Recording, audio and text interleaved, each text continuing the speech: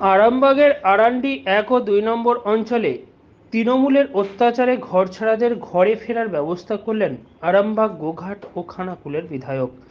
ভোটের ফল ঘোষণার পর থেকেই আরামবাগ মহকুমার বিভিন্ন পঞ্চায়েত এলাকার বিজেপি কর্মীরা তৃণমূলের হুমকি, ভীতি প্রদর্শন, মোটা অঙ্কের টাকার চাপ দিতে থাকে বলে আরামবাগ মহকুমায় বিজেপির পক্ষ থেকে অভিযোগ ওঠে।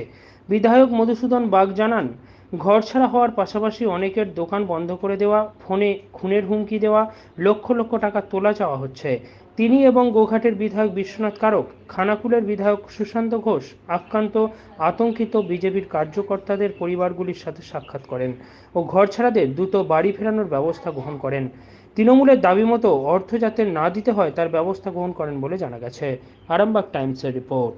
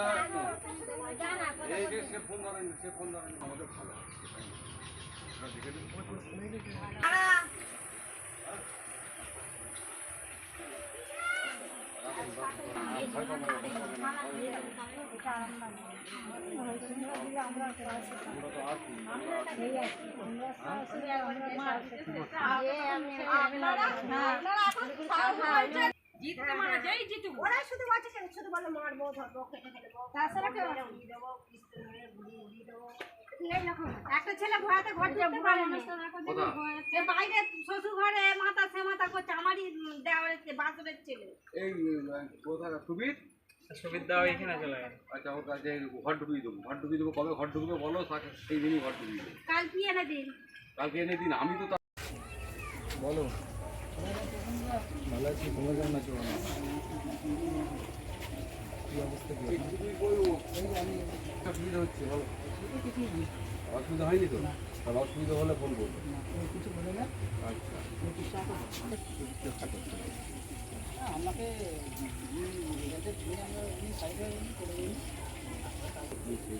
খাও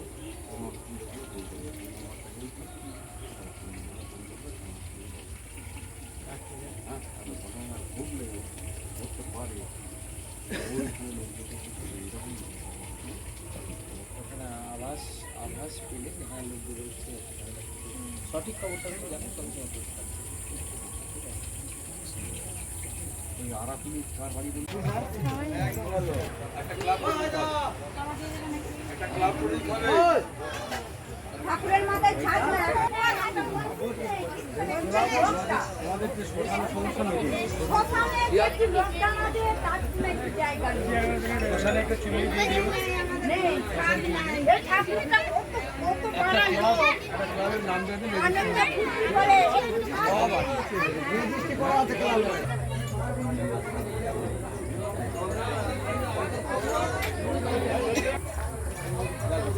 আনন্দ করো একটা খারাপ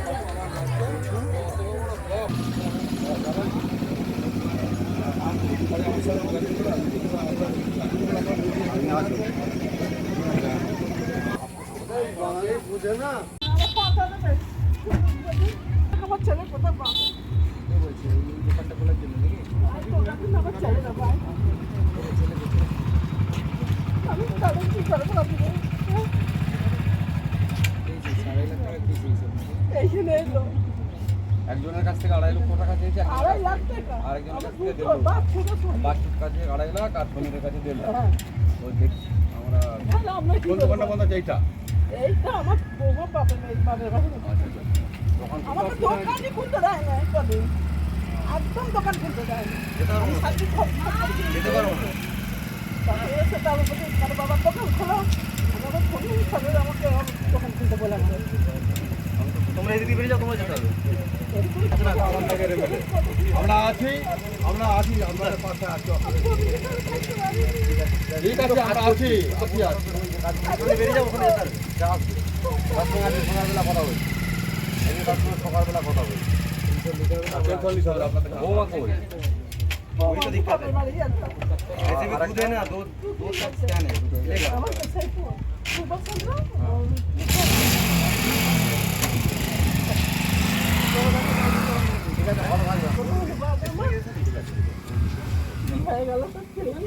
কিছু হয় না ঠিক আছে টেনশন নেবেন না আমরা টেনশন নেবেন না সমীরের সঙ্গে তো সকালবেলা ফোন আমরা আছি প্রতিদিনই তো ফোন হচ্ছে নামটা লিখে রাখবেন কে এসে বলছে কে কি বলছে ভয় পাবেন একদম একদম আপনি এমএলএ স্যারকে টেলিফোন করে দেবেন আমরা যা সবাই মিলে যা করার ভয় পাবেন ভয় পাওয়ার কিছু নেই। দেখুন সারা আরামবাগ লোকসভা জুড়ে যে বিজেপি কার্যকর্তারা অত্যাচারিত হচ্ছে তৃণমূল কংগ্রেসের হাতে, তাদের বাড়িতে বাড়িতে গিয়ে দেখা করা, তাদের পাশে দাঁড়ানোর বার্তা নিয়ে আমরা প্রত্যেকটি এলাকায় ঘুরছি। আজও আরামবাগ বিধানসভায় আছি। আরামবাগের সম্মানীয় বিধায়ক মধুসূদন দা আছেন গোঘাটের বিধায়ক মাননীয় বিশ্বনাথ দা। আমরা যাচ্ছি সন্ত্রাস কবলিত এলাকাগুলোই, সেখানে আমরা গিয়ে সকল কার্যকর্তাদের পাশে থাকার বার্তা দিচ্ছি। সেই সঙ্গে তৃণমূল কংগ্রেসকেও আমাদের বলার, যেটা গতকাল থেকে আমরা যেটা বলছি, আজও আমাদের সেই একই জিনিসই আছে যে হিংসা ছড়াবেন না, মানুষ শান্তি চায়। আপনারা জিততে পারেন লোকসভায়, কিন্তু শান্তি বজায় রাখুন। এই আমরা লোকসভায় হিংসার বিপক্ষে। আমরা চাই রাজনৈতিকভাবে গণতান্ত্রিক পদ্ধতিতে সবাই লড়াই করি, প্রত্যেকটা নির্বাচনে হার জিত থাকেই।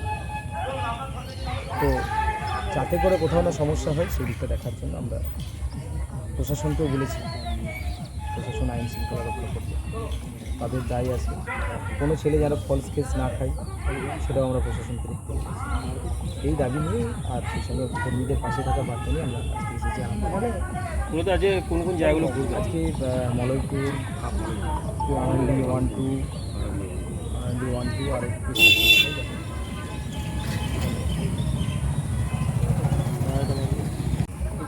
বলবেন এই লোকসভা নির্বাচনের পর কর্মীদের বাড়ি বাড়ি এই 3 বিধায়ককে দেখা যাচ্ছে, আরেকজন যে বিধায়ক রয়েছেন এবং জেলা সব তাকে কিন্তু দেখা যাচ্ছে না সেরকমভাবে, কী বলবেন? দেখুন, জেলা সভাপতির কাজ থাকতে পারে, জেলা সভাপতি কাজ দিয়েছেন, অন্য কাজে ব্যস্ত রয়েছেন। হ্যাঁ, আমরা 3 জন বিধায়ক, বিশ্বনাথ দা, সুশান্ত ভাই, আমি 3 জনে কালকে গতকাল আমরা দেখেছেন যে প্রথমে সংশোধনাগারে গিয়েছিলাম, উপসংশোধনাগার আরামবাগ, তারপর আমরা ভূখণ্ডাতে গিয়েছিলাম গোঘাট বিধানসভায়। আজকে আমরা আরামবাগ 1 এবং আরামবাগ 2-তে আমরা বাড়ি বাড়ি প্রবেশ করব। যে সমস্ত বাড়িতে অত্যাচার হয়েছে, এখানে কতগুলো ঘটনা ঘটেছে, যেটা হচ্ছে একটা ব্যক্তি, তৃণমূল কংগ্রেসের একজন ব্যক্তি 6 জন ব্যক্তিকে খুনের হুমকি দিয়েছে। সেই 6 জনের বাড়ি আমরা আজকে যাব। আর একজন পুজোতে সমীর প্রামাণিক এবং বাচ্চু প্রামাণিক, তাদের কাছ থেকে, সমীরের কাছ থেকে 1.5 লক্ষ টাকা এবং বাচ্চু প্রামাণিকের কাছে 2.5 লক্ষ টাকা দাবি করা হয়েছে। এই ঘটনাটা যেমন আছে, তার সঙ্গে সঙ্গে কয়েকজনের দোকান বন্ধ করে রাখা হয়েছে যে 1 লক্ষ টাকা করে দিতে হবে, তারপর তারা দোকান খুলতে পারবে। তাদের বাড়ি যাব। চন্দ্রমানে একজনের বাড়ি থেকে আলুর বন্ড এবং ব্যাংকের বই নিয়ে চলে গেছে, তার সাথে আমরা কথা বলব। প্রশাসনের হেল্প চাইব।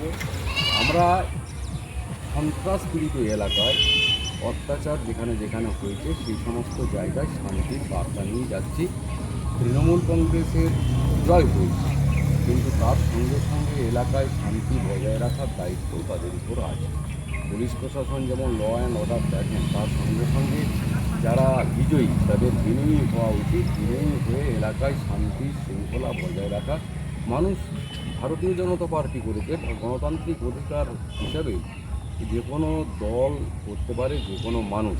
সেই জায়গায় দাঁড়িয়ে মানুষ বিজেপিকে ভোট দিয়েছে বলে, বিজেপি পেরেছে বলে, তার উপর এই যে বিপুল পরিমাণ টাকার পরিমাণ, এই যে দোকান বন্ধ করে দেওয়া, এই যে হুমকি, এই যে মারধর, আমাদের খেলাইদের মিঠুন সিং যে সভাপতি রয়েছে, তার বাড়ির একটা দেয়ালকে ফেলে দেওয়া হয়েছে, আগুন ধরিয়ে দেওয়া হয়েছে, তার ভাইকে মারধর করা হয়েছে।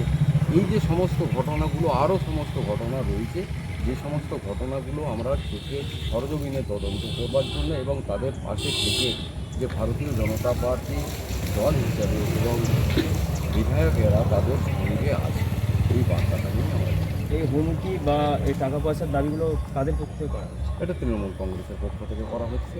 তারা আমাদের নামও জানাচ্ছেন।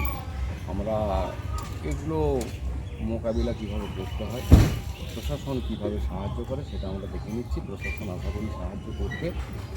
এই সমস্ত ধমকি দিয়ে তো আর বিজেপিকে আটকানো যাবে না।